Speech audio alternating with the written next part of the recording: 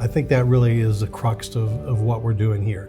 We've got an opportunity. We've got one opportunity to do it right the first time. If we screw this up, we'll never get another chance. This is our one chance to make it. My name's Ron Moser. I'm the mayor of Monessen. And let me tell you a little story very quickly if I can. I came to Monessen in about the year 2009, as I recall. A company in Monessen bought me, moved me out here. The deal went south. And in the course of that, I started looking around, what's wrong with Monessen? And I started doing a survey, talking to all the businesses throughout town.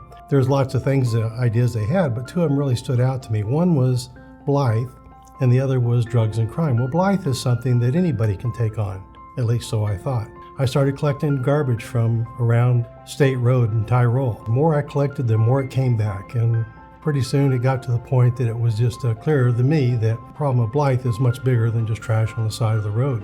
If you get rid of all the blight in town, what are you going to do with a city that has nothing but vacant lots all over the place? That's not an answer either. I've been to places like that. Detroit at one time was that very way. And it wasn't until they developed some redevelopment efforts that it got to be anything at all again. Well, I understand that that has to take place in Monessen.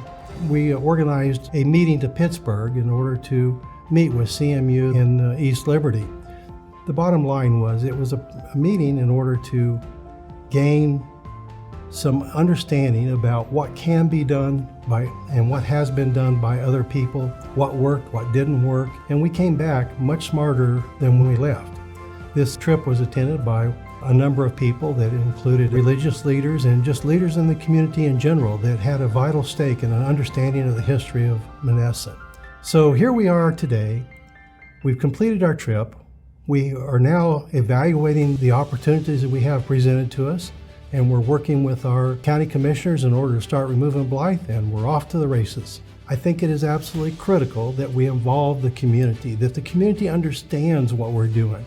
Once we determine that it is a blighted property that's subject to being removed, we want to make sure that they have the opportunity to do something with that lot next door to them. Maybe they fence it in and make a place for their dog to run. Maybe they build a carport over there to park their car. Maybe they put a swimming pool in. Open your mind. Think about what this property can do for you in this neighborhood now that it becomes available to you. Anything is far superior to the blight that you've been faced with in the past. I have the utmost respect for those people that live in the blight, in so much as you have blight after blight after blight intermixed with one or two well-kept homes. They mow their lawn, they have a nice clean yard in the front, and so forth.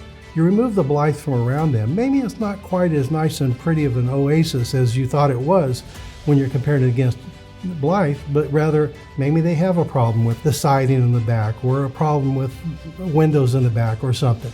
The point being is we need to work with these people in order to improve their living as well.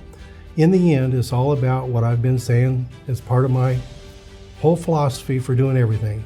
It's all about equality and prosperity for everybody.